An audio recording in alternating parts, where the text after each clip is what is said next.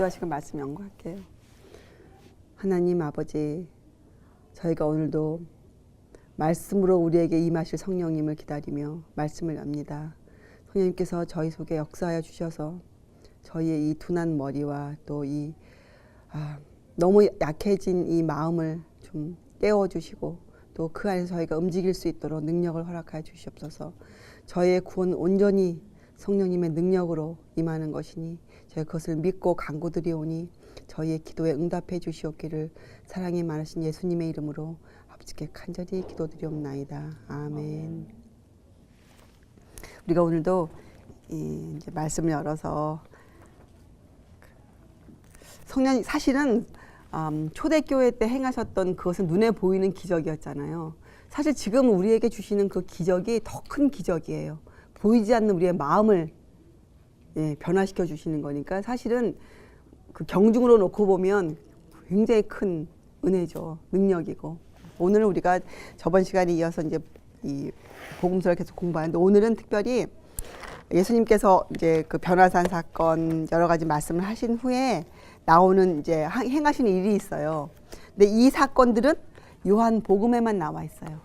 이제 예수님께서 마지막 십자가 사건을 앞두고 제자들을 준비시키시고 하는 그 일 과정 중에 한 여러 가지 사건이 있는데 예수님이 예루살렘의 초막절에 눈에 띄지 않게 비밀이 가서 행하신 일과 또 우리가 잘 아는 가늠한 여인을 다루시는 문제, 이런 사건들은 요한복음에만 나와 있어요. 7장과 8장과 9절에. 이것은 다른 세 복음서에 나와 있지 않습니다. 그래서 우리 오늘 요한복음을 7장을 다 피세요. 그리고 요한복음 7장 전의 사건들은 여러분 기억하세요. 그 전에 무슨 일이 있었습니까? 베데스다에서 예수님이 안식일에 병자를 고치신 문제 때문에 굉장한 일이 있었어요. 그 후에 예수님이 베데스다 유다를 떠나시거든요. 그리고 나서 예수님이 오병이의 기적을 일으키시고 이제 이 생명의 떡에 관한 설교를 하심으로 이제 요한복음이 잠깐 중단되었어요. 그리고 이제 우리가 그 후의 내용은 이제껏 우리가 공부한 갈릴리의 사역들을 여러분이 공부했었고, 지금은 예수님이 이제 거기서 다시 유대인의 명절 초막절을 섬기시는 이제 그런 장면이에요. 그러니까 요한복음 7장 2절부터 우리가 시작되는 거죠. 거기에 보면 유대인의 명절인 초막절이 가까운지라 이렇게 나와요. 초막절. 예수님께서 이 절기를 만드셨죠. 초막절. 그러니까 3대 절기가 있어요. 유대인들 6개 절기가 있는데 그 중에서 3대 절기는 꼭 예루살렘으로 가야 돼요. 그 중에 하나가 뭐예요? 유월절, 오순절, 초막절. 이 세 절기는 그러니까 유대인들이 꼭 해야만 되는 맨데토리예요. 꼭 예루살렘에 가서 모여야 돼요. 특별히 이 성인 남자들. 그래서 초막절에 다가오니까 이제 예수님이 그때 집에 계셨어요. 근데 형제들이 어떡합니까? 예수님이 제자들이 아니고 형제들이에요. 예수님 이복 형들. 이제 예수님을 굉장히 좀 이렇게 밀어내죠. 빨리 그 초막절에 가라. 가서 좀 당신의 행한 일을 좀 보여줘라. 왜냐면 이 형들 마음에는 굉장한 불만이 있어요. 동생을 향해서, 예수님을 향해서. 그렇게 능력 있고 그렇게 하면 이걸 좀 세상에 알리고 좀 유대의 왕이 되어서 좀 지방 가문도 살리고 막 이런 이기적인 욕망, 세속적인 욕망 이런 것들이 있었거든요. 그래서 이제 이 4절에 보면 여러분 같은 성경에는 아마 그 절이 빠져 있는지 모르겠는데 4절에 이렇게 돼 있죠. 스스로 나타나기를 구하면서 묻혀서 일하는 사람이 없나니 이 일을 행하려 이렇게 시작되는 그 중간에 일하는 사람이 없나니 중간에 만일 이렇게 들었어요. 만일. 그러니까 이건 뭐예요? 이 예수님 형제들의 마음에 불신이 있었어요. 만일. 그죠? 사단도 하와를 꼬일 때 그렇게 하잖아요. 만일 너희가 이렇게. 그래서 만일 이렇게 의심을 불어넣는 갖고 있었어요. 근데 예수님께서 이제 대답하시죠. 6절에 내 때는 아직 이르지 아니하였거니와 너희 때는 늘 준비되어 있느니라. 7절 세상이 너희를 미워하지 못하되 나를 미워하나니 이는 내가 세상의 행사를 악하다 증거함이라. 7절에 보면 예수님은 자기의 형제들을 자기의 제자로 가르침을 받는 자로 분류하시지 않으셨어요. 그죠? 세상과 동일한 아직 세상에 속해 있는 자들로 이렇게 분류하셨는데 물론 나중에 이분들이 굉장히 훌륭한 예수님의 제자들이 되잖아요. 야고보서를 적었고 또 그죠? 유다서를 적었고. 그렇게 하셨어요. 자, 우리가 오늘 이 초막절을 한번 공부해 볼게요. 초막절은 이 절기는 백성들의 마음에 그 예수님을 기억해내도록 예수님 다시 오실 메시아를 알 수 있는 그런 목적으로 주신 게 절기예요. 절기. 그래서 절기에 모이면 이들이 해야 될 일은 하나님의 선하심, 하나님의 인자하심 이런 것들을 기억하는 의미로 주신 게 절기거든요. 특별히 이 초막절은 두 가지 의미가 있죠. 초막절도 모든 절기는 추수하고 연결이 있잖아요. 추수, 유월절, 보리, 오순절, 맥, 밀, 그죠? 그 다음에 이 초막절은 과일, 열매, 그래서 감람 열매, 뭐 과일 이런 것들 추수하는 절기예요. 포도즙 틀을 밟는 날이고, 그래서 아주 이 특별히 초막절은 기쁨의 절기예요. 그리고 초막절 바로 전에 어떤 절기가 있었습니까? 대속죄일이 있었어요, 이들에게는. 그래서 정말 그 죄를 다 사함받고 또 죄가 어떻게 돼요? 완전히 도말되고 1년 동안에 물론 유효기간이 있었지만 그러한 일을 경험하고 나서 갖는 이 초막절기이기 때문에 이 절기는 정말 기쁨으로 드리는 절기예요. 그래서 이들이 추수를 기쁨으로 드리고 또 이들이 무엇을 상기하냐면 광야 생활 동안에 그들을 돌보아 주신 하나님의 선하심을 상기해서 초막 집들을 지어요. 그래서 이때에는 우리 선배에 글에 보면 예루살렘, 성 안, 성 밖 뭐 자리 틈 없이 다 정말 아름답게 이렇게 장식을 한대요. 나무들을 가져다가 조그만 초막들을 짓고 다 거기 머무르고 또 이 초막절은 절기 기간이 7일 동안이에요. 7일. 그래서 이 7일 동안은 정말 이들이 기쁨으로 헌물 드리고 초막 짓고 거기서 거하고 그러니까 온 백성이 7일 동안 같이 모여 있는 거죠. 아주 큰 절기예요. 이 초막절은. 그리고 7일 동안 이제 이런 일들이 일어날 7일 동안 마지막을 끝날이라고 불러요. 끝날. 그리고 큰 날이라고 불러요. 큰 날. 왜냐면 그리고 또 한 다른 말 그것을 절기 안식일이라고 불러요. 절기 안식일. 성회로 모이는 날이에요. 구약에 보면 성회. 왜 절기 안식일이냐? 그날은 날짜가 안식일이 아니더라도 그날은 안식일처럼 지켰기 때문에 절기 안식일이라고 불렀어요. 네. 그래서 골로새서에 사도 바울이 폐하여진 안식일 이렇게 나올 때 영어 성경으로 보면 그게 절기 안식일이에요. 절기 안식일. 그래서 절기 안식일은 복수로 쓰여져 있거든요. 왜냐하면 첫날과 끝날을 전부 다 안식일로 지켰어요, 그들이. 그래서 절기 안식일들이에요, 사실은. 그래서 영어 성경에도 사바스가 복수로 나와 있어요. 그래서 충분히 우리가 그날이 제7일 안식일을 의미하지 않는 것이라고 충분히 알 수가 있죠. 왜냐하면 이 유대 백성들은 절기를 굉장히 중요시 여겼기 때문에 절기를 중심으로 살았으니까. 왜냐하면 이들의 삶은 성소를 중심으로 살았잖아요. 절기도 중심이었어요. 그래서 이 절기 안식일도 굉장히 큰 그들의 행사 중에 하나였죠. 그래서 유대인들은 달력을 두 개를 갖고 있었어요. 성력이 있고 민력이 있어요. 6월절이 시작하는 해로부터 시작해서 첫 달로 시작해요. 그것이 성력이에요. 초막절이 끝나면 그들은 이제 민력을 사용해요. 이 정도로 그들은 이 성소와 절기 제도로 아주 중심으로 살았던 사람들이죠. 근데 이유가 있어서 하나님께서 예수님을 기억해 하시기 위해서 그들에게 그런 걸 다 주셨단 말이에요. 그런데 예수님 당시에는 그런 의미는 다 사라지고 이제 그들이 뭐예요? 그 절기 자체를 즐기는 거죠.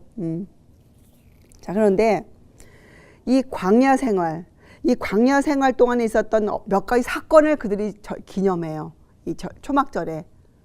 특별히 낮에는 어떤 사건을 이들이 기념하냐면 여러분 광야 생활 동안 가장 중요한 게 하나 있었죠.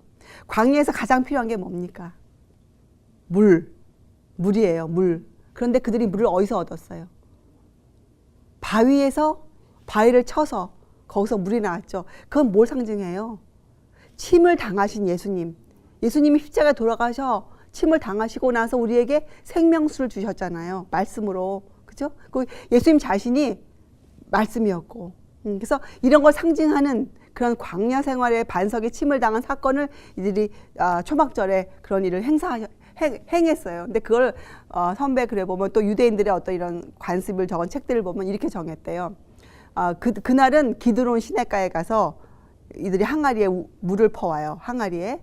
그러면 이제 그하고 성전뜰에 가면 성전뜰에 은대야가 두 개가 있대요. 은대야가. 그러면 그 한 은대야에는 그 지금 퍼온 물을 물을, 왜냐면 기드로가 그 샘물의 근원이니까 그들이 기드론 시내가, 그래서 그걸 부어요. 그리고 한편에다가는 포도즙을 부어요. 그리고 그 밑에서는 그 두 대야가 만나요. 이렇게 관으로. 그러면 어떻게 됩니까? 물과 피를 상징하는 포도주가 만나서 같이 유대 온 땅으로 흘러가게 만드는 그러한 그 상징적인 그런 행사를 그들이 그 행했거든요. 그 굉장히 큰 그 초막절에 행하는 그들의 행사였어요. 이 행사도 보면 무엇을 상징합니까? 예수님의 죽음, 보혈. 그러니까 이들이 예수님을 알아보지 못했다고 말하기에는 너무 증거가 많은 거예요. 이런 일을 초막절에 행했거든요. 자, 그런데 이제 예수님은 형들과 같이 가지 아니하시고, 왜냐하면 예수님 아직 때가 이르지 아니하였다. 예수님은 우리가 나중에 공부하겠지만 예수님은 이 땅을 어떻게 보셨냐? 제가 이거 읽고 참 감동받았어요. 이게 중요해요. 안목. 예수님은요, 이 땅을 어떻게 보셨냐면, 이 땅은 아버지께서 영혼을 구하라 하고 보내주신 그 땅으로만 보셨어요. 근데 우리도 그게 필요해요. 안 그러면 우리가 이 땅에서 해야 될 일, 다른 일이 많이 눈에 들어와요. 자식을 길러야죠. 물론 그렇다고 자식을 기르지 말라는 거 아니죠. 기르는 목적이 있잖아요. 또 이 땅에서 살아내야죠. 근데 우리가 이것을 예수님이 보신 안목으로 이 땅을 보지 않으면 우리 눈에 다른 많은 것들이 들어와요. 그렇죠? 그래서 우리가 하나님이 예수님을 이 땅에 보내셨잖아요. 예수님은 당신의 사명을 확실히 알고 있었어요. 우리도 왜 우리가 이 땅에 태어났는가? 그것을 알아야 돼요. 왜 태어났는가? 우리가 무엇을 하기 위해서 하나님이 나를 이 땅에 태어나게 하셨는가? 이것을 깨닫는 게 참 중요하죠. 예수님은 그걸 아셨거든요. 그래서 예수님은 생애 동안 일어나는 모든 사건 하나하나를 예수님이 주도하시지 않으셨어요. 예수님이 초막절에 얼마나 가시고 싶었겠어요. 근데 예수님 그렇게 안 하셨어요. 예수님은 하나님의 때에 그 사건이 이루어지기를 기도하시면서 거기에 맞춰서 생애하셨어요. 그래서 이 초막절에도 가시지 않으시고, 근데 가야는 하시니까, 만약에 말씀을 전해야 하니까, 왜냐면 그 초막절에 많은 사람이 모여 있으니까 예수님 어떻게 하셨어요? 조용히 비밀리에 행동하셨어요.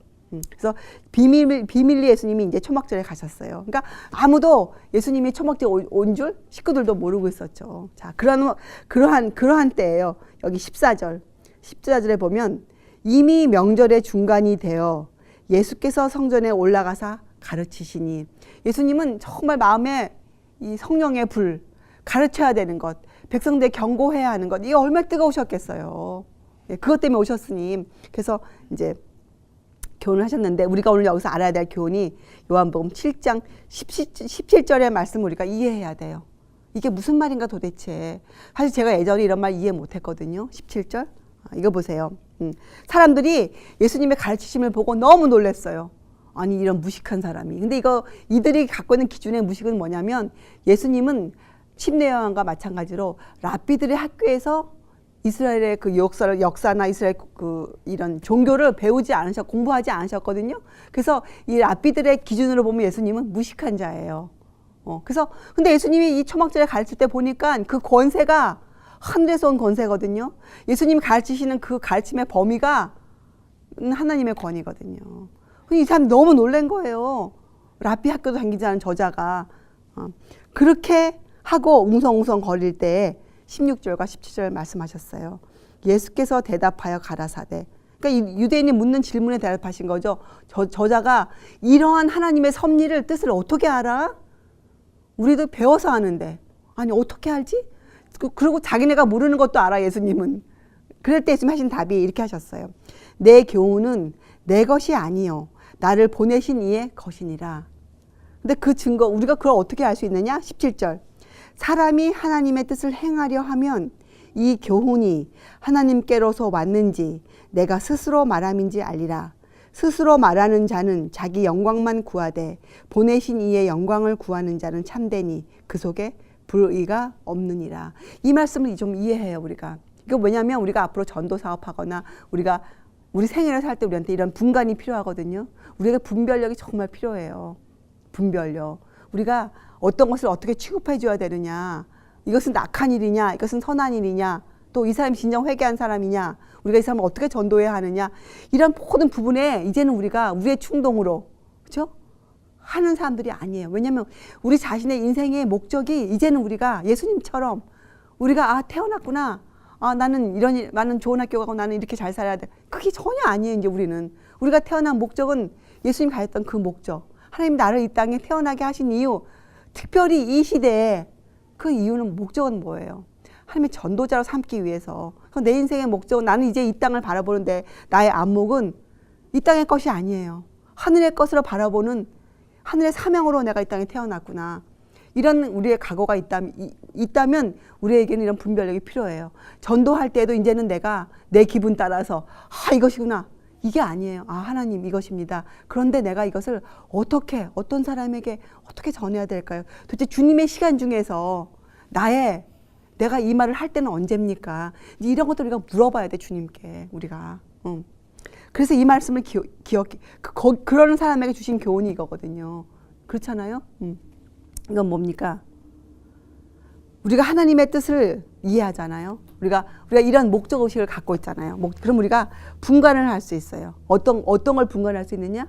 어떤 사이에 무슨 말을 할 때, 또 내 속에서 어떤 충동이 올라올 때 이것이 하나님을 온전히 위하는 것인지, 아니면 혹시 이 안에 이기적인 나의 생각이 들어있는 것인지, 혹시 나를 만족시키려고 하는 그런 행동은 아닐까? 지금 내가 계획하는 것이 혹시 그런 계획은 아닐까? 또 저 사람이 지금 하는 저 일이 정말 저 사람이 하는 말이 하나님의 온전한 뜻을 갖고 있는가? 아니면 저 안에 저 사람의 이기적인 목적이 들어있는가?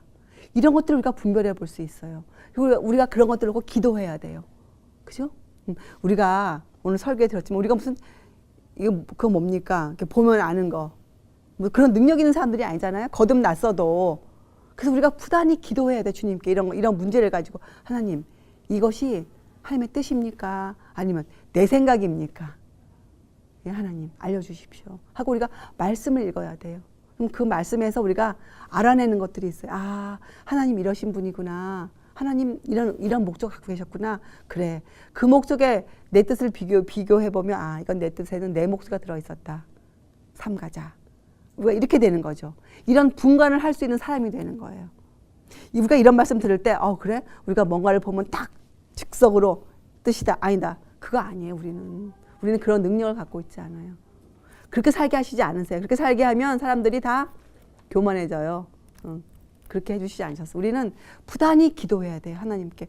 부단히 여쭤봐야 돼요. 주님께. 그런 것들을. 그리고 내 자신을 하나님께 바치고 또 정직한 마음으로 하나님의 뜻을 알고 행하기를 바라는 자들. 네? 그런 자들에게는요. 이 진리가 로마서 1장 16절 17절의 말씀, 우리를 구원하는 하나님의 능력으로 들어와요. 근데 그 능력을 사람들이 오해해요. 능력 그러면 사람들은 뭔가 강하고 뭔가 순간적으로 이루어지고 막 이런 것들을 생각해내거든요. 능력은 그런 게 아니에요. 능력은 조용해요. 실제적으로. 그래서 우리가 그렇게 정직하게 진리를 구하잖아요. 그럼 하나님이 우리 마음에 성령의 음성을 말씀을 통해서 우리한테 말씀을 계시해 주세요. 같은 말씀인데 어떤 사람은 요만큼뿐 이해 못하는데 그런 마음으로 성경을 읽으면 그 이해가 깊어져요. 이것이 우리를 구원한 하나님의 능력이세요. 그래서 순종하기 위해서 진리를 탐구하는 자들, 순종하기 위해서 하나님께 배우는 자들에게는 누구든지 그런 사람들은 성령의 인도를 받게 돼 있어요. 하나님의 약속이세요. 성령님은 그러한 사람들을 찾아서 인도해 주세요. 우리가 믿어야 돼요. 그래서 하나님 우리한테 어떤 능력을 주시느냐? 우리 마음에 선악을 식별할 수 있는 그 능력을 허락해 주세요. 성령님을 통해서 선악을.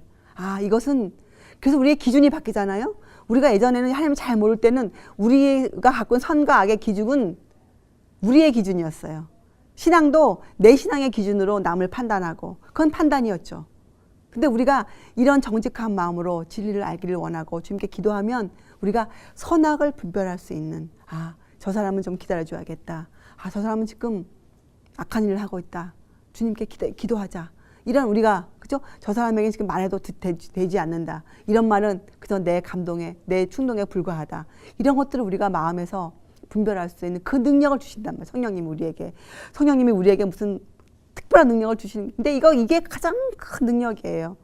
왜냐하면 우리가 우리의 생애를 꼴쥐어가는 사람들이 되기 때문에 그렇죠. 어떤 일을 하면 실제적으로 하면서. 그래서 이 요한복음 7장 17절의 교훈은 실제적인 교훈이에요. 우리가 어떻게 해야 하는가. 그래서 우리는 바리새인들이 지금 한 것처럼 하지 말고 우리는 주님께 순종하기 위해서, 주님께 배우기 위해서, 그렇죠? 우리는 성경을 여는 자들, 말씀을 듣는 자들. 그래야 우리가 진리가 나를 찌를 때 핑계치 않아요. 진리가 나를 찌를 때 우리가 그것을 버릴 마음이 들어요. 그런데 왜 이 바리새인들이 왜 진리를 들으면서도 그들이 양심이 깨어나지 못했는가? 그들은요, 진리를 들을 때 핑계할 마음으로 들었어요. 그들은 핑계할 구실을 찾았어요. 그들이 구약을 공부한 사람들이었기 때문에 들으면 그들이 알았어요. 그들은 예수님이 메시아라는 것을 직감적으로 느낄 수가 있었어요. 정말로. 그들이 말씀을 알고 있었기 때문에. 근데 그들은 알면서도 자기 양심을 눌러놓은 사람들이거든요. 왜? 왜 그런 일이 생겼는가? 그들은 진리에 순종하지 않고 그 진리를 핑계하기 위해서, 자기를 찔릴 때 그 죄를 핑계키기 위해서 진리를 들었기 때문에 그들은 결국 예수님을 십자가에 못 박아 죽이는 거기까지 나아간 사람들이거든요. 왜냐면 오늘도 말씀 중에 목사님 말씀하셨지만 그 당시 예수님이 행하신 일은 아주 파격적인 일이었어요. 절대로 그 당시 유대인들이 말씀에 들어있지 않고 자기를 관습에 있었다면 절대로 예수님을 받아들일 수가 없었어요. 그렇죠? 그리고 예수님이 진리를 가르치시는 분이시라는 가장 확실한 증거가 뭐였냐? 예수님은 진리를 전하시는 분이었다. 이것을 우리에게 알려주는 가장 큰 증거는 예수님은 여기 나오죠. 16절에. 자신의 말씀을, 자신의 교훈을 하지 않으셨어요. 예수님은 하나님의 말씀만을 전하셨거든요. 이것이 예수님이 진리를 전하는 선생이었다는 가장 큰 증거였어요. 이런 것들을 이해하기가 참 힘들었어요. 저도 사실. 잘 이해가 안 되는 부분이었는데 요새는 참 제가 그렇구나. 진리를 전하는 자, 내가 진리를 전하는 자가 되고 싶다면 나도 이제는 나의 소리를 끊쳐야 된다. 온전히 예수님만을 증거해야 된다. 이것이 예수님을 증거하는 것이구나. 이것이 우리가 오늘 공부 사도행전의 증인이 되는 증인이구나. 예수님을 증거한다는 것. 제가 오늘 참 은혜가 되더라고요. 예수님을 증거하는 것. 이것이 예수님이 하신 일이에요. 예수님이 하신 일. 하나님만을 증거했어요. 그래서 예수님의 이 생애를 보면 유대인들이, 바리새인들이 이렇게 책 잡고 저렇게 책 잡고 막 할 때도 예수님은 그걸 설명하지 않으셨어요. 단지 하나님과 예수님과의 관계를 그들에게 알려주셨어요. 이게 뭡니까? 우리가 앞으로 전도 나갈 때 우리가 뭘 해야 돼요? 하나님이 나를 어떻게 인도해 주셨는가? 그것을 우리가 증거하는 거예요. 어떻게 하나님이 나를 통해서 어떻게 역사하셨는가? 그죠? 그게 가장 큰 증거거든요. 사실 말씀을 설교와 가르치는 것은 사람들을 모으는 하나의 전도 방법 중에 하나예요. 사실 사실은 설교도 그렇잖아요. 그래서 가장 중요한 건 우리가 뭡니까? 예수님이 그 안에 계셔야 돼요. 아무리 좋은 설교를 해도 그 안에 예수님이 안 계시면 그것은 쓸모가 없는 것이에요. 그래서 이 진리는요, 절대로 사람의 지성으로 받아들여지는 것이 아니에요. 그래서 이 당시에 유대인들의 백성들이 했던 실수가 있었죠. 백성들은 자기 스스로 말씀을 연구하기를 또 원치 않았어요. 백성들은 그저 종교 지도자들, 또 그 당시에 공부를 많이 했다는 사람들의 말을 천적으로 믿기를 좋아했어요. 그것도 잘못된 거죠. 그렇잖아요? 지금도 꼭 같잖아요. 지금도 세상이 아무리 진리를 전해도 사람들이 저것이 진리인가? 이렇게 물어보기보다는 저것을 우리 목사님이 인정해 주는가? 이것에 마음을 둔단 말이에요. 그래서 많은 사람들이 진리를 듣지 못하거든요. 들으면 저것이 하나님의 말씀인가? 이렇게 우리가 마음이 가야 되는데 저것을 우리 목사님이 옳다고 할까? 그런 분들이 실제로 많아요. 우리가 발간하는 월간지를 들고 가서도 본인은 너무 좋은데 그것을 꼭 들고 가서 담당 목사님에게 물어보고 예스 이렇게 들어야 이 사람들이 또 그 다음을 읽는 거예요. 참 안타깝죠. 그래서 이 시대에도 종교 지도자들 또 세상에서 공부를 많이 한 학식 있는 사람들, 세상에서 인정받는 박사들, 이런 사람들의 말에 더 귀를 기울인단 말이죠. 그래서 제가 어떻게든 인터넷을 하나 보는 어떤 사람이 볼 때 내가 옆에서 보니까 그 사람이 굉장히 유명한 자연 무슨 과학 박사님이래요. 그래서 그 사람이 가르치는 근데 이 사람이 성경을 연구해 가르치는데 사람들이 진짜 많이 모여서 강당에. 그런데 그분이 이런 질문을 하더라고요. 이 시대에 아주 유명한 과학자하고 신방 있는 목사 두 사람이 나가서 이제 어떤 사건에 대해서 얘기를 하면 사람들이 목사의 말을 듣겠습니까? 과학자의 말을 듣겠습니까? 이렇게 질문하니까 사람들이 과학자요 그러더라고요. 근데 그게 사실이에요. 어떤 과학자가 증거를 들어서 막 설명하면 하나님이 보여준 초자연적인 일보다는 과학자의 말을 듣게 돼 있죠. 세상이 그런 형편에 놓여 있어요. 그래서 근데 이 예수님 당시에도 똑같았어요. 그래서 사실은요, 이 진리는 우리의 지성으로 받는 게 아니에요. 그 진리를 배울 때는 다른 조건이 없어요. 그 사람 마음이 겸허한가, 알고자 하는가, 이거 하나지 배운 자나 못 배운 자나 가진 자나 안 가진 자나의 차이가 절대로 없어요. 그러니 거기에 무슨 뭐 민족 간의 감정 무슨 그 격이 있겠어요? 아니면 지역 간의 무슨 차이가 있겠어요? 그렇잖아요. 하나님께는. 그래서 진리는 우리의 마음에, 우리의 심령에 받아들여져야 돼요. 진리는. 그래서 진리는 만약에 진리가요, 많이 배운 사람들이 받는 것이다.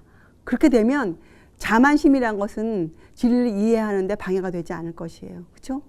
그런데 진리를 이해하는데 가장 큰 방해가 되는 게 이 인간의 자존감, 자만심이거든요. 그건 뭐예요? 많이 배울수록, 이성이 높을수록 사람들은 자기 자존감이 강해요. 그렇잖아요. 그래서 진리는 절대적으로 심령에 받아들여지고 그것이 은혜를 통해서 그렇게 받아들여질 때 성령님이 우리 마음 가운데 역사하시거든요. 그래서 진리는 심령에서 받아들여지고 꼭 은혜를 통해서 역사하는 것이 진리예요. 그리고 우리가 진리를 받아들였다. 이것도 우리가 여러분 실제적으로 아세요. 진리를 받아들였다. 이것은 실제적으로 어떤 걸 의미하는가, 어떤 행동을 우리한테 보여주는가. 이건 우리가 믿는 신앙은 전부 다 이런 뭐 허상이 아니잖아요. 추상적도 아니고 피상적도 절대 아니기 때문에 우리가 진리를 이해했습니다. 진리를 받아들였습니다 하는 말은 뭐냐면 성령님이 오시면 하시는 일이 있잖아요. 이제 너무 우리 들어서 알죠. 그건 뭐예요? 죄. 첫째로 우리에게 우리의 죄에 대해서 깨닫게 하신단 말이에요. 그래서 우리가 진리를 받아들였다. 이것은 다른 말로 하면 그 알려주신 죄에 대해서 그 죄를 버리는 일을 구체적으로 하는 것을 말해요. 여러분과 제가 진리를 이해했습니다. 더 나아가서 이제 진리를 받아들였습니다. 이것은 무슨 행동으로 따라줘야 되는가? 내가 갖고 있었던 예전에 내가 갖고 있던 못된 습관들, 오류들 이런 것들을 구체적으로 버려야 돼요. 구체적으로. 그것이 진리를 받아들인 자의 따라오는 순종의 행함이에요. 이런 가르침을 하셨어요. 자. 그리고 19절 이어서 뭐 또 그들에게 예증을 주셨냐면 율법. 모세를 들어서 19절에 보면요. 모세가 너희에게 율법을 주지 아니하였느냐. 너희 중에 율법을 지키는 자가 없도다. 그러고 나서 이렇게 하였어요. 너희가 어찌하여 나를 죽이려 하느냐. 이거 들었을 때 유대인들이 깜짝 놀랐어요. 왜냐하면 진짜 이들의 이런 모의를 했거든요. 예수님을. 그리고 이들 마음에 이런 생각이 있었는데 이 19절은 뭐예요? 예수님을 우습게 보고 있는 그들에게 진리를 배척하는 그들에게 예수님의 신성을 보여주셨어요. 나는 너희들의 마음을 다 알고 있다. 이거 뭐예요? 사람 마음 아는 거 이거는 하나님 외에는 하실 수 없는 일이거든요. 그렇잖아요. 예수님이 나는 메시아야 하는 그 신성의 증거를 이들에게 딱 제시하신 것이에요. 근데 이들 대답이 20절에 무리가 대답하되 당신은 귀신이 들렸도다. 누가 당신을 죽이려 하나이까? 21절 예수께서 대답하여 가라사대 내가 한 가지 일을 행하매 너희가 다 이를 인하여 괴히 여기는도다. 예수님을 뭐라고 책잡았느냐? 율법을 범하는 무례한 자다. 참남된 자다. 이렇게 그들이 몰아갔잖아요. 근데 그거 설명하시는 거예요. 그건 여기 나온 한 가지 일이 뭐였냐면 예수님이 베데스다에서 안식일에 예수님이 병자를 고치신 게 문제가 된 게 아니라 예수님이 그 일을 안식일에 행하셨기 때문에 문제가 되었던 거잖아요. 그리고 그때 얼마만큼 그리고 성경에 여러 번 그 전에 공부했잖아요. 그날 이후로 바리새인들이 예수님을 죽이려 모함했다고 나와요. 그 베데스다 사건 이후로. 그래서 예수님이 그들에게 너희가 아니야? 내가 다 알고 있어 하고 이제 그들에게 알려주시는 거예요. 한 가지 일. 그리고 예수님이 이렇게 얘기했어요. 이제 22절과 23절은 예수님이 이 안식일을 범하지 않았다는 것을 설명해 주는 건데 할례를 들어서 말씀하세요. 할례. 자, 왜냐하면 아이가 태어나면 이들은 8일 만에 할례를 시켰잖아요. 근데 그 8일이 안식일과 겹칠 수 분명히 있었겠죠. 그래도 그들은 할례를 했어요, 그날. 그래서 예수님이 그 말씀을 하시는 거예요. 이 22절과 23절. 그리고 주신 교훈이 뭐예요? 외모로 판단하지 말고 공의의 판단으로 판단하라 하시니라. 근데 예수님이 이런 이거는 참 굉장히 그 깊은 이해를 주는 아주 하늘의 교훈이잖아요. 하늘의 교훈. 이런 말씀을 들었을 때요, 사람들, 백성들의 마음에 감동이 밀려왔어요. 감동이. 그리고 그 25절, 26절에 보면 백성들도 바리새인들이 예수님을 죽이고자 하는 일을 알고 있는 사람들이 있었거든요. 그래서 그들이 웅성웅성거리는 거예요. 웅성웅성. 그런데 사단은요, 항상 사람이 어떤 하나님의 말씀으로 감동을 받잖아요. 가만 내버려 두지 않아요. 그 사람을. 꼭 그 사람에게 의심의 불씨를 던져요. 의심. 여기도 그렇잖아요. 사람들이 참으로, 여기 26절 보세요. 참으로 그리스도인 줄 알았는가? 이렇게 사람들 마음에 감동이 밀려왔어요. 근데 곧 이어서 27절. 그러나 우리는 이 사람이 어디서 왔는지 아노라. 눈에 보이는 것에 이들이 또, 이 사단은 이렇게 사람들을 보이는 것에 집착하게 만들어요. 의심을 던져주는 거예요. 의심을. 그리고 이 당시에 유대인들 간습해 보면 이런 그러니까 자기네끼리 얘기가 있었어요. 메시아가 오면 어디서 오는지 알 수가 없고 또 어디로 가는지 알 수가 없다. 자기 나름대로 그런 그릇된 생각을 갖고 있었거든요. 그래서 그 말을 지금 하는 거예요. 그리스도께서 오실 때에는 어디서 오시는지 아는 자가 없으리라 하는지라. 이건 자기네 갖고 있었던 그 당시의 전통 같은 이야기였어요. 28절. 예수께서 성전에서 가르치시며 외쳐 가라사대 너희가 나를 알고 내가 어디서 온 것도 알거니와. 그래 너희는 아는구나. 그래서 내가 스스로 온 것이 아니로라. 나를 보내신 이는 참이시니 너희는 그를 알지 못하나 나는 아노니 이는 내가 그에게서 났고 그가 나를 보내셨음이니라 하신대. 저희가 예수를 잡고자 하나 손을 대는 자가 없으니 이는 그의 때가 아직 이르지 아니하였음이니라. 무리 중에 많은 사람이 예수를 믿고 말하되 그리스도께서 오실지라도 그 행하실 표적이 이 사람의 행한 것보다 더 많으랴 하니. 이거 보세요. 많은 사람이 예수님을 자기의 생각과 틀렸지만 이 교훈의 말씀에 성령의 감동으로 이들이 예수님을 믿을 준비가 되어 있었어요. 그리고 여기 보면 이제 그 바리새인들이 예수님을 잡으려고 부하들을 보냈다는 장면도 나오잖아요. 그렇죠? 그래서 예수님이 그들에게 더 설명하세요. 다 알고 있었다는 뜻으로 33절, 34절. 그렇죠? 그 35절 한번 보세요. 이에 유대인들이 서로 묻되 이 사람이 어디로 가기에 우리가 저를 만나지 못하리요. 헬라인 중에 흩어져 사는 자들에게로 가서 헬라인을 가르칠 터인가? 조롱거리로 이들이 대답했잖아요. 근데 사실 이 말에 지금도 마찬가지예요. 사람들은 진리를 듣고 조롱하는 말을 던지지만 그 안에 자기네들이 미래를 예언해요. 그래서 여기도 보세요. 헬라인 중에 흩어져 사는 자들에게로 가서 헬라인을 가르칠 터인가? 자, 앞으로 초대교회가 세워져서 헬라인에 갔습니까? 복음이 전해졌잖아요. 그렇죠? 네. 그래서 여러분 로마서 10장 20절 21절 보면 이런 말씀이 있어요. 내가 구하지 아니하는 자들에게 찾는 바 되고 내게 문의하지 아니하는 자들에게 나타났노라. 또 이 말씀이 언제 있었냐면 이사야서 65장 말씀이에요. 그러니 이 유대인들은요, 사실 자기네 이렇게 말을 해서 그렇지 자기네 말로 무엇을 증거한 사람들이냐? 우리는 하나님의 말씀을 구약을 알지 못하노라. 이렇게 자기네가 얘기한 건 똑같은 거예요. 지금 사람들이 교회 다니지만 안다고 하지만 진리를 전했을 때 하는 행동으로 나는 말씀을 알지 못하노라. 이렇게 얘기하는 거거든요. 자기 스스로가. 네, 이들도 그랬어요. 그렇게 말씀을 많이 연구하고 공부한 사람들이 이런 말을 했다니까요. 자, 37절. 그래서 이들은 막 마음이 막 지금 들쑥날쑥했어요. 감동이 오는데 또 한편으로는 또 예수님 나사렛 예수 아니냐 막 이렇게 태어난 것도 아는데 막 자기네들이 막 신분을 아는데 막 이런 마음에 그렇잖아요. 또 예수님 하신 말씀 이해도 안 되고 네? 그럴 때 예수님이 하신 말씀이에요. 37절. 명절 끝날 곧 큰 날에 예수께서 서서 외쳐 가라사대. 자, 여러분 이 말씀 하실 때 예수님이 너무너무 답답하셨어요.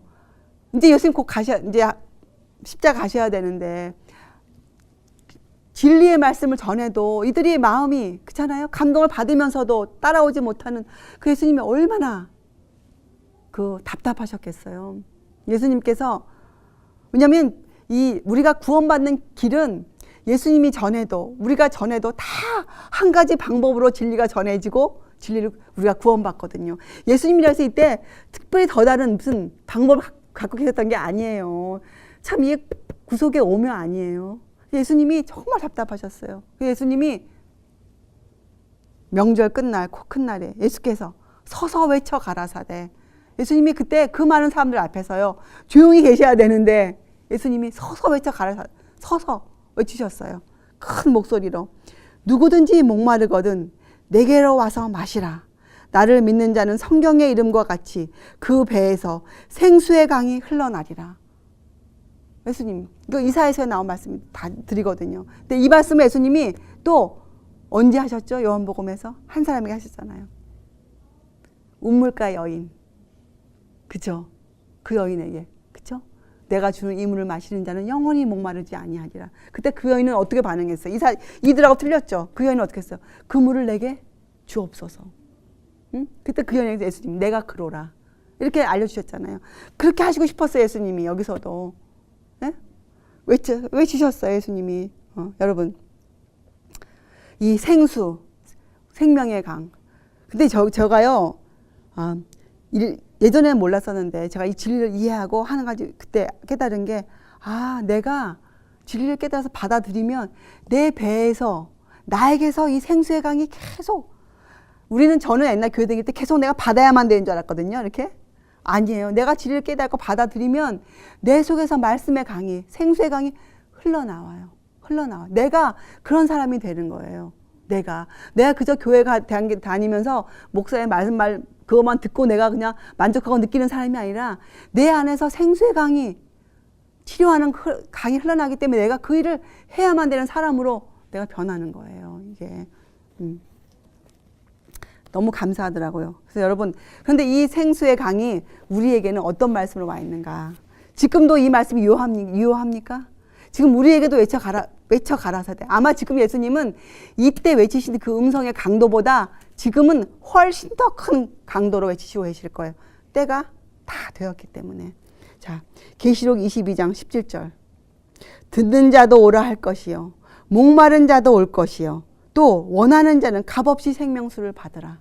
더 큰 의미 아니에요? 듣는 자도 오라.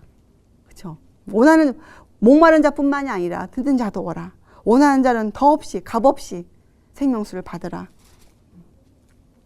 우리에게는 더 큰 능력으로 더 큰 소리 외침으로 와 있어요. 우리도 그래서 우리 배에서 생수의 강이 흘러요.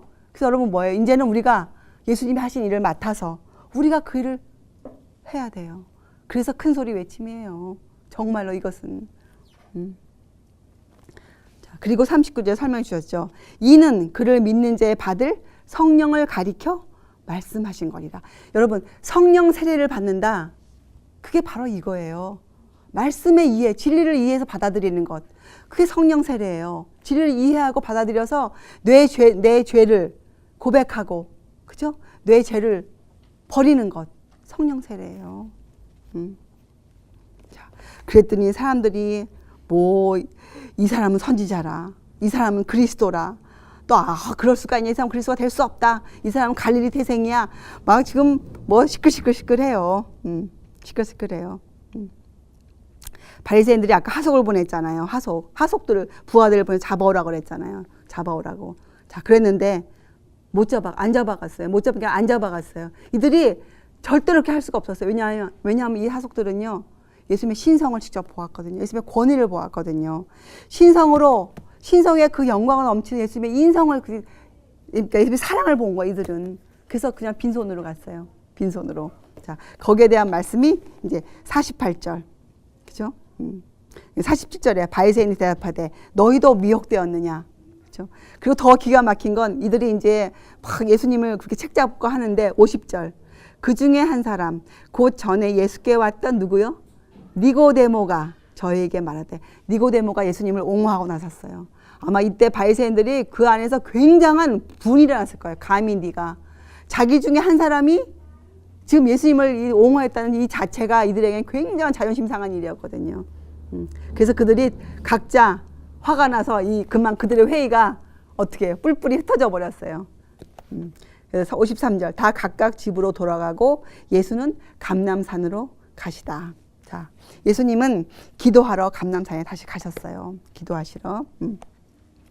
여러분, 이사야서는 굉장히 우리에게 큰 교훈을 주는 이 시대에 교훈을 주는 예언서거든요. 대선지서. 이사야서 53장은 구주께 우리 잘 알죠. 예수님의 그 고난장이잖아요. 예수께서 세상에 오셔서 어떻게 거절당하시고 어떠한 고통을 당하실 것을 알려준 53장이에요. 59장은 읽어보면 이 유대인들의 품성이 나와 있어요. 그들의 품성들이 나와 있어요. 또 61장은 예수님께서 이 땅에 오셔서 메시아로서 하실 일들을 잘 적어 놓았어요. 그래서 여러분, 이사야서는 이런 예언적인 안목을 이해한 사람들이 읽으면 굉장한 은혜의 책이에요. 이사야서 꼭 읽어보세요. 자주 읽으세요. 하나님께서는요, 우리들이 또 이 백성들이 불신을 버릴 수 있도록 강요하지 않으세요.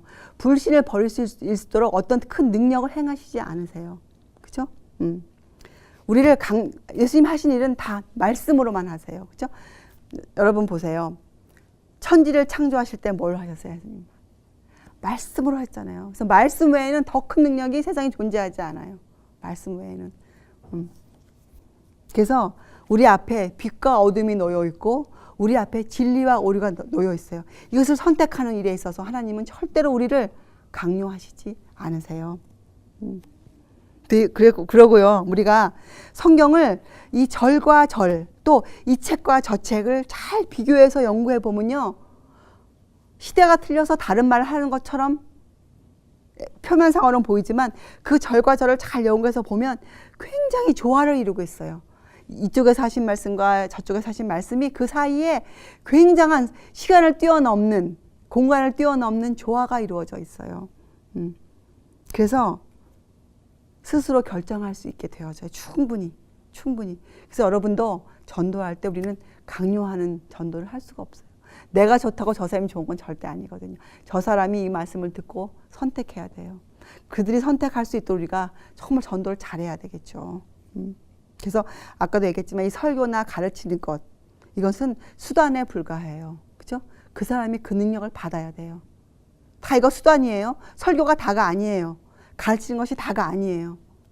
그 사람이 성령의 직접적인 그 세례를 받아야 돼요. 역사하심을 입어야 돼요. 우리는 그 상대가 그렇게 될 수 있도록 기도해주고, 그렇죠? 기다려주고 이런 일을 해야 되는 것이죠. 자, 이제 8장. 예수님 감람산에 기도하러 가셨어요. 자, 그리고 2절 보세요. 아침에 다시 성전으로 들어오시니. 자, 이 아침이 어느 아침이에요? 초막절이 끝났어요? 안 끝났어요? 안 끝났어요. 왜냐면 유대인들의 날짜 계산법은 밤이 되고 아침이 되니. 그렇죠? 자, 저녁에 했거든요. 자, 지금 이제 아직 지금 초막절이에요. 자, 근데 어떤 사건이 있었습니까? 가늠한 여인을 끌고 온 사건이 있었어요. 자, 그리고 여기에 여러분 6절 보세요.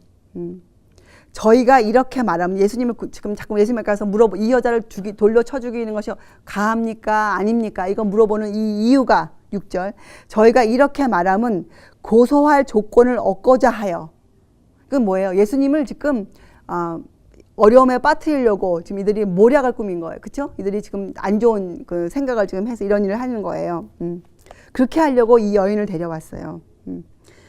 저희가 그러니까 이게 예수님은 근데 어떻게 했어요? 예수님은 거기에 아무 대답도 안 하시고 이들이 볼 때에는 좀 답답했겠죠. 빨리 어떻게 무슨 행동을 하셔야 될 텐데 예수님 그렇게 안 하고 뭐 하셨어요? 몸을 굽히사 손가락으로 땅에 쓰시니 이렇게만 나오거든요. 자, 우리가 이것을 이해할 수 없을까요? 7절. 저희는 계속 너무 답답하니까 답답한 게 아니라 빨리 예수님을 지금 책 잡아야 될 테니까 근데 예수님은 이에 일어나 가라사대 너희 중에 죄 없는 자가 먼저 돌로 치라 하시고 다시 몸을 굽히사 또 쓰셨어요. 그러니 이 사람들의 그 눈길이 어디로 따라갔겠어요? 예수님이 쓰시는 그 장면으로 지금 자연스럽게 따라갔을 거 아니겠어요? 자, 그런데 9절에 보면 저희가 이 말씀을 듣고, 그러니까 이 사람들 무슨 말씀 들은 게 아니고 그걸 본 거예요. 그렇죠? 지금 보고 양심의 가책을 받아 어른으로 시작하여 젊은이까지 하나씩 하나씩 나가고 오직 예수와 그 가운데 섰는 여자만 남았더라. 자, 이들이 무슨 말씀을 들은 게 아닙니다. 여기 보면. 그렇죠? 분명히 예수님이 쓰신 글을 보고 무슨 행동이 벌어졌어요. 자, 이것을 한번 공부하자고요. 이 가늠한 여인을 데려왔는데 사실은 이 데려온 것부터가 이들이 율법을 어겼어요. 그건 왠가? 레위기서에 보면 이 가늠한 여인을 고소할 때에는 한 사람만이 할 수 있어요. 남편만이 할 수 있어요. 남편. 그리고 범죄한 상대방도 똑같이 데려와야 돼요. 근데 여기는 지금 그런 게 없잖아요. 그래서 이것은 성립될 수 없는 고소예요. 예수님께.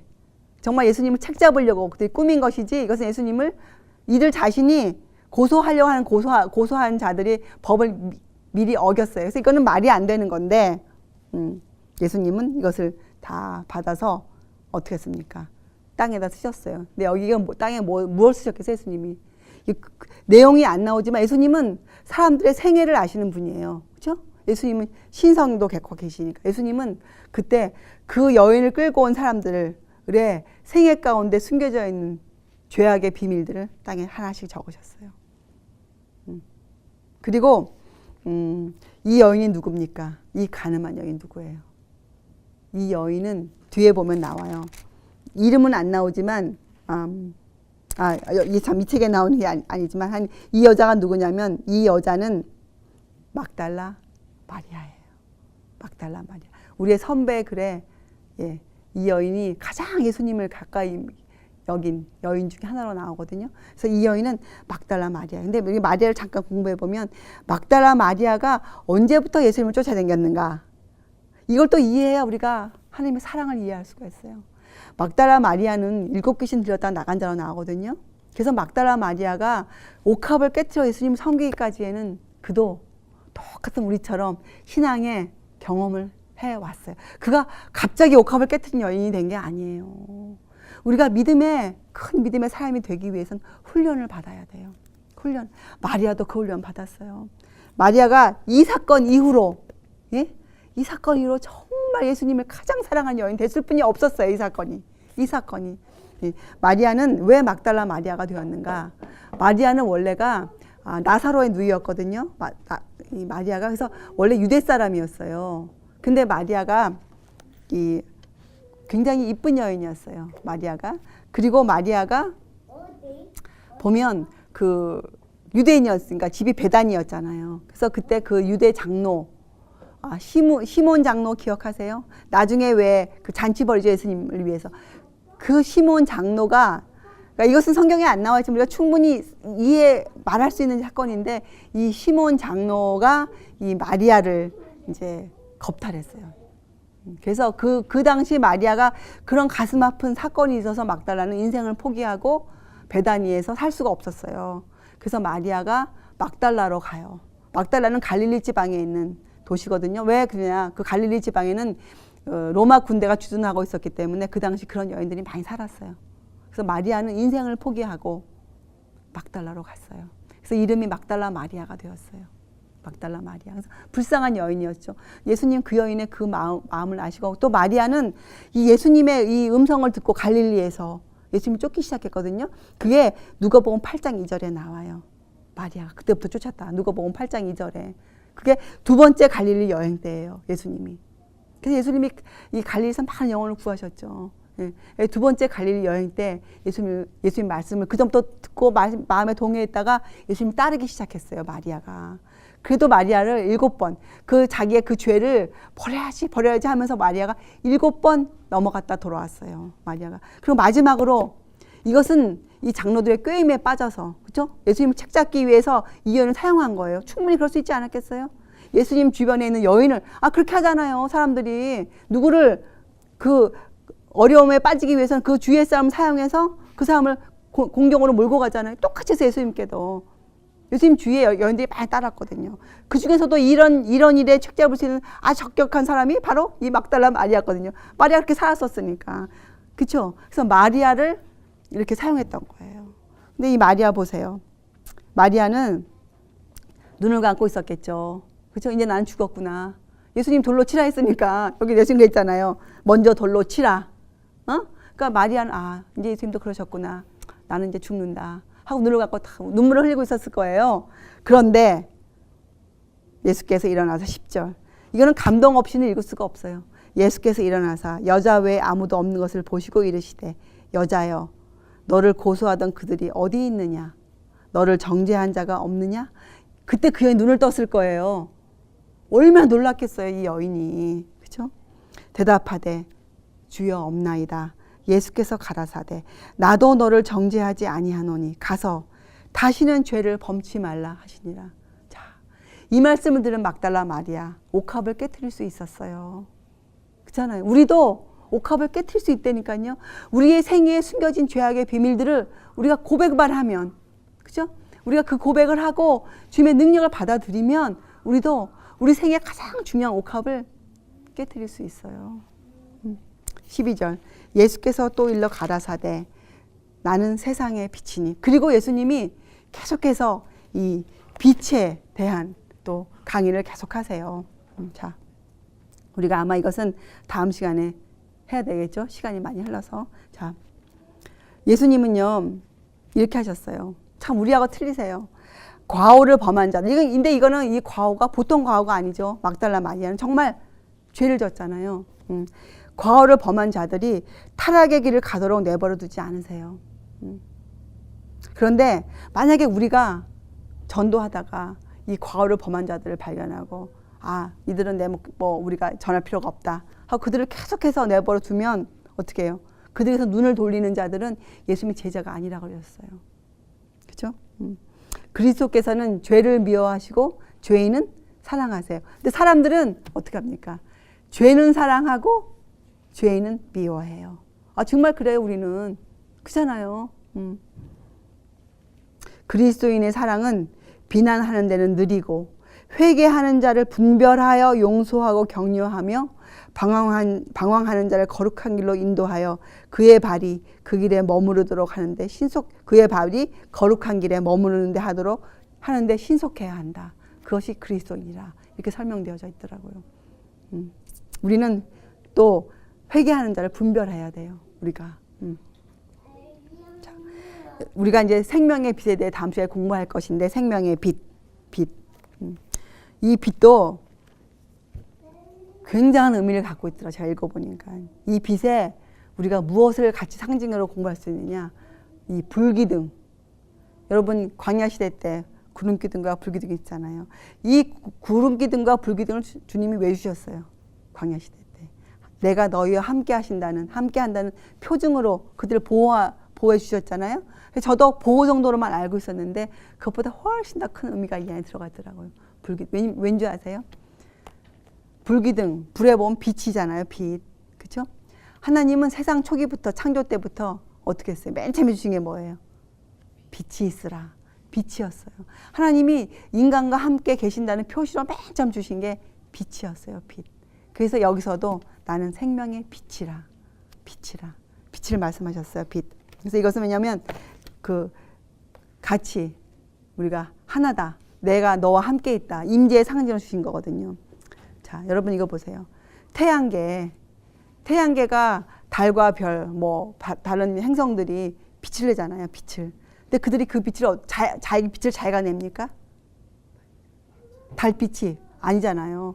태양빛을 반사해서 빛을 내잖아요. 그래서 사실은 이 세상에서 진리를 전했다. 세상에서 학문을 공부했다 하더라도 그것이 진리였다. 그렇잖아요. 진리는 꼭 성경에도 있지만 천연계에도 진리가 있잖아요. 천연계 안에도 어떤 과학자가 천연계 어떤 진리를 발견해서 그것을 했다. 그것이 진리였다면 그것은 그 사람이 발견한 게 아니에요. 단지 그 사람은 하나님 예수님의 빛을 받아서 반사한 것에 불과한 것이에요. 이 세상에 있는 모든 진리는 피조물은 누구 때문에 창조되었어요? 예수님에 의해서 창조되었잖아요. 이 세상에서 누구든지 무엇이든지 진리를 말하는 것들은 전부 다 예수님에게서 받아서 보낸 것들이에요. 그래서 세상에서는 자랑할 자가 아무도 없는 것이에요. 태양계가 그러했던 것처럼, 태양계가 그러했던 것처럼 우리 이 영적 세계나 우리 인간 세계에서도 그것은 마찬가지예요. 자, 그래서 내가 세상의 빛이라, 이 말은 다른 말로 하면 무슨 말이에요? 내가 바로 메시아야. 내가 바로 하나님이야. 그 말씀은 한거랑 똑같은 거예요. 우리가 이것도 굉장히 시간을 할애해서 공부해야 돼요. 왜냐하면 여기에 보면 32절에 진리를 알지니 진리가 너희를 자유케 하리라. 이 말씀도 우리가 정말 깊이 있게 이해해야 되거든요. 우리가 깊이 있게. 자, 그래서 우리가 오늘은 여기까지 공부하고 미리 이 말씀을 한번 읽어봐요. 여러분 요한일서를 한번 펴보세요. 요한일서 5장 1절 요한일서 1장 5절부터 10절까지 같이 한번 읽고 여러분 한번 이것을 우리가 말씀하고 이해하고 오늘 시간 끝내요. 5절 우리가 저에게서 듣고 너에게 전하는 소식이 이것이니 곧 우리 방금 공부한 거죠. 하나님은 빛이시라. 그에게는 어두움이 조금도 없으시니라. 여러분이 이때 빛이실 때 이 빛이 창조 때 그죠? 또 고린도후서 4장 6절에 그 어두운 데서 빛이 있으시라 하실 때 했던 그 빛이란 말이에요. 그 빛. 응? 요한일서 1장 5절이에요. 예. 6절 만일 우리가 하나님과 사귐이 있다 하고 어두운 가운데 행하면 당연히 거짓말을 하는 거죠. 그리고 당연히 진리를 행치 아니하는 것이 이제 이해가 되시죠? 그렇죠? 7절 저가 빛 가운데 계신 것 같이 우리도 빛 가운데 행하면 우리가 서로 사귐이 있고 그 아들 예수의 피가 우리를 모든 죄에서 깨끗하게 하실 것이요. 당연히 우리가 이것을 받아들이면 우리 죄를 깨끗게 하세요. 그렇잖아요. 8절 만일 우리가 죄 없다 하면 스스로 속이고 또 진리가 우리 속에 있지 아니할 것이요.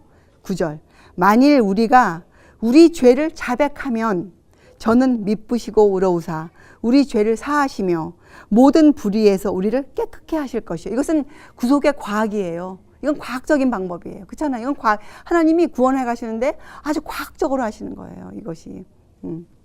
10절 만일 우리가 범죄하지 아니하였다 하면 당연히 우리는 뭐예요? 하나님을 거짓말하는 자로 만드는 것이에요. 왜냐하면 하나님은 빛이시니까. 또한 그의 말씀이 우리 속에 있지 아니한 거예요. 우리가 그 있지 않다고 우리가 스스로 증거하는 것이에요. 그래서 이런 것들을 이해하고 나면 이 요한일서가 이 죄에 대해서 얘기한 이 요한일서, 빛에 대한 이 요한일서가 이해가 더 깊어져요. 진정으로. 그래서 우리가 오늘 이 가늠한 여인 이런 말씀을 통해서 신성을 갖고 계신 예수님, 또 그러면서 인성을 갖고 계신 예수님, 그렇잖아요. 이 막달라 마리아를 취급하신 예수님, 옥합을 마리아가 깨트렸던 것은 당연한 지극한, 마리아에게는 지극한 일이었어요. 지극히 당연한 일. 마리아는 그렇게 은혜를 받았어요. 이렇게. 그런데 우리가 여러분 생각해, 여러분 자신을 보세요. 마리아만 계명을 어기고 죄를 지었습니까? 여러분과 저도 엄청난 죄인이잖아요. 그렇죠? 예수님이 사람들 앞에서 우리 이렇게 취급해 주실 거예요. 이 사람을 정죄할 사람이 있으면 사단에게도 나와봐. 네? 예수님이. 그렇잖아요. 예수님 우리에게 어떻게 해요? 다시는 가서 죄를 범치 말라. 나도 너를 정죄하지 아니한다. 우리를 어떻게 해요? 우리의 죄를 다 용서해 준 거예요. 그래서 우리가 아까 읽은 요한일서, 만일 너희가 너희 죄를 자백하면 예수님은 미쁘고 어려우사 우리 죄를 사하시며 모든 불의에서 우리를 어떻게 해요? 깨끗게 하실 것이라. 이게 이해가 되잖아요. 그거는 예수님이 하시고 싶으면 하고 이게 아니에요. 이것은 과학의 과학. 이게 구원의 과학이에요. 누구에게나 다. 막달라 마리아에게도 해주셨어요. 막달라 마리아에게도. 가늠한 여인에게도. 여러분과 저는 아직까지 그런 일을 당치는 않잖아요. 만인 앞에서 끌려와서 지금, 예? 그런 여인에게도 예수님이 이렇게 주셨거든요. 그리고 그 여인을 위시해서 그 자리에 모이던 사람들에게 하신 교훈이 나는 생명의 빛이라. 여러분이 생명의 빛이라 이걸 이해하셔야 돼요. 이걸 이해할 때 우리가 광야 생활 때 구름 기둥. 근데 이 사람들은 이 구름 기둥을 알고 있었거든요. 유대인들은. 다음 시간에 공부하겠지만 이 구름 기둥과 이 빛의 관계가 있거든요. 빛의 상징을 주셨으니까. 그것이 왜 빛의 상징이냐? 하나님이 임재의 상징을 주신 게 태초부터 주신 게 빛이셨거든요. 빛. 하나님 빛이 있으시라 하심에 빛이 있었기 때문에 빛은 그런 거예요. 빛은. 그래서 우리가 이 빛을 이해해야 돼요. 이해할 때 가장 도움되는 거 천연계에서 태양계예요. 그렇죠? 달이 빛을 낼 때 달이 자기 빛을 내는 게 아니에요. 태양의 빛을 반사해서 빛을 내잖아요. 그렇죠? 우리도 앞으로. 그래서 여러분과 저는 무엇만 하면 되느냐? 빌립보서 2장 13절. 예. 너희 안에서 행하시는 이는 누구예요? 하나님이시니 자기의 기쁘신 뜻을 위하여 우리는 뭐예요? 너희로 소원을 두고, 예? 소원을 두고 우리는 이 마음을 품어. 하나님, 우리 죄를 자백하고 싶습니다. 자백해야 되겠습니다. 예? 그 소원을 두고 그 다음에 행하게 하시나니. 이 행하게 하시는 거 우리는 의지만 드리면 어떻게 해요? 하나님의 능력으로 우리가 행하는 거예요. 죄를 버리고. 우리는 죄를 버려야겠습니다. 자백만 하면 돼요. 자백. 죄를 버리겠습니다. 버릴 용의가 충분히 있습니다. 이것만 하면 돼요. 그러면 하나님 우리에게 그 행할 능력을 우리에게 주시는 거예요. 말씀으로. 너무 감사하죠. 네. 그래서 이것은 단순히 한 번에 되는 일이 절대 아니에요. 이것은 우리가 시간이 필요해요. 그 시간, 그래서 그것을 우리가 은혜의 시간이다 이렇게 불러요. 은혜의 시간.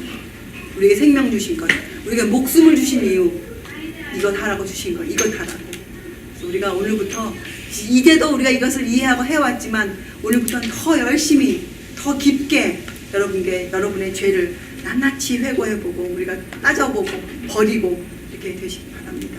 기도하시겠어요? 하나님 아버지, 저희들이 오늘도 성령님의 음성을 들었습니다. 성령님께서 저희에 오셔서 우리의 죄를 우리가 고백하고 그 죄를 버릴 그 결심을 주님께 드리고 이런 일을 행하기를 원하십니다. 지금 이제 여기 모인 저희들 모두가 그 일을 하기를 너무나 원하고 주님께 기도드리오니 저에게 그 능력을 허락하여 주시옵소서. 주님의 피가 보혈이 저희의 모든 죄를 깨끗게 하신 것을 저희가 믿고 담대하게 주님의 은혜의 보좌 앞에 나아가도록 주님 저희를 도와주소서. 감사드리오며 귀하신 예수님의 이름으로 아버지께 간절히 기도드리옵나이다. 아멘.